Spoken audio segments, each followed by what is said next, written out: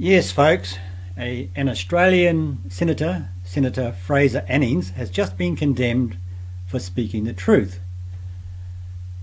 Condemned for speaking about a problem the left completely deny exists.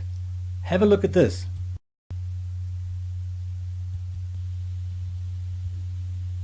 A controversial Australian politician has drawn criticism across the political spectrum for his appearance at an extremist race rally. An extremist race rally. Well, there you go, folks. There's the first bit of fake reporting. This issue has nothing to do with race. It's all about culture. But far from being apologetic, Fraser Annings announced he used taxpayer money to travel to the Melbourne gathering.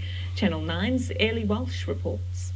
The streets of Melbourne brewing into a political battleground, and Senator Fraser Annings on the attack. They've got to be sent back to where they came from. The one-time One Nation senator, calm and considered, yet not holding back at the Reclaim St Kilda rally organised by far-right extremists. We'll be all living under Sharia law if we keep going the way we're going. Accused of fanning the flames of race hate, today all sides of politics united in condemnation. What do they mean by all sides of politics? In Australia, there is only one side of politics. They're all left-wing. These guys are all left-wing hacks. Fraser Annings' appearance was unacceptable and he should not have participated in such a divisive act. I think it's disgusting. He's unfit to be in the parliament. Senator Annings joining activists in denouncing African immigrants. Showing their disgust for the Australian government for allowing garbage like these Sudanese thugs coming into our country and belting bloody innocent women and children. The Prime Minister labelled it an ugly racial protest, writing intolerance does not make Australia stronger. So intolerance does not make Australia stronger, according to Mr. Morrison.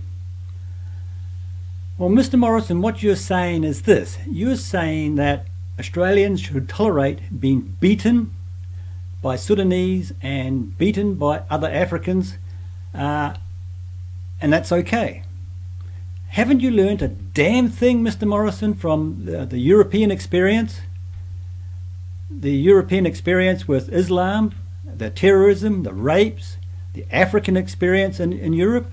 No, you haven't learned a damn thing, Mr. Morrison, because you're just another left-wing hack. Bill Shorten tweeting Australia won't achieve by pulling the racist lever. Today he refused to apologise. No, I wouldn't apologise for anything. I believe firmly that we should stop Muslim immigration and immigration from the Sudan. And he's absolutely right there. Australia should stop Muslim immigration and immigration from Sudan. But folks, what's missing here? And it's quite obvious, isn't it? This media report has not given any examples of what Annings is talking about. It's as if the Sudanese problem does not exist in Australia. So let's go and have a look at what doesn't exist. Chairs and pieces of wood have been used as weapons during a wild brawl outside a St Albans restaurant. Staff were unable to break up the violence between two groups in the middle of the street. A wild brawl breaks out on a busy St Albans street. A gang of thugs used chairs as weapons, throwing them at diners in a vicious attack. I saw a group of the African people.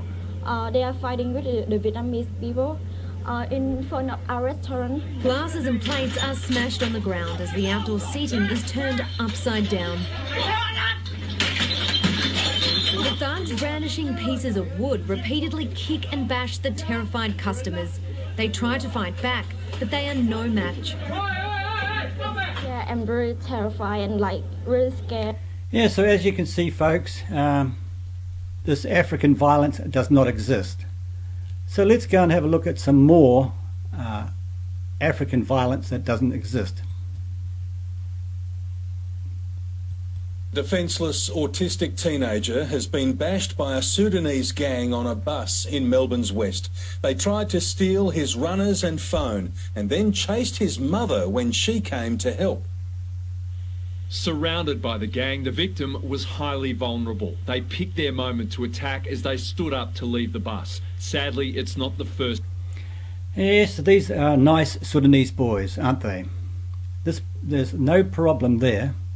Anyway, we'll go and have a look at some more of these non-existent violence.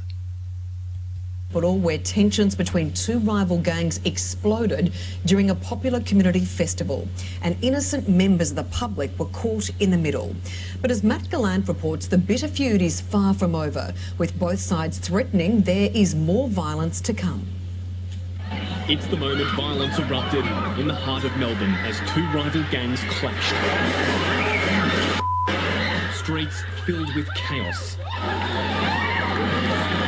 My wife, she's just distraught. I said, just stay behind here. You can't really run anywhere. There's too many of them. No one was safe. Diners were caught in the crossfire. One innocent bystander was hit in the head with a metal chair. The screaming, that was really terrifying. As the fight continued, people were... Yeah, there you go, folks. That's called left-wing multicultural tribalism at work. But of course, that doesn't exist. So now let's go and have a look at some more of this non-existent violence.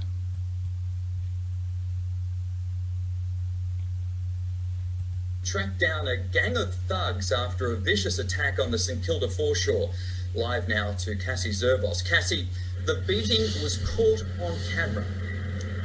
Yeah, it certainly was, Mike. It happened just before midnight on Saturday earlier this week. The gang of up to 20 youths set upon three men who were just walking along the St Kilda foreshore here. CCTV has been released of this sickening attack, and police are tonight calling on anyone who may know these thugs to contact them immediately.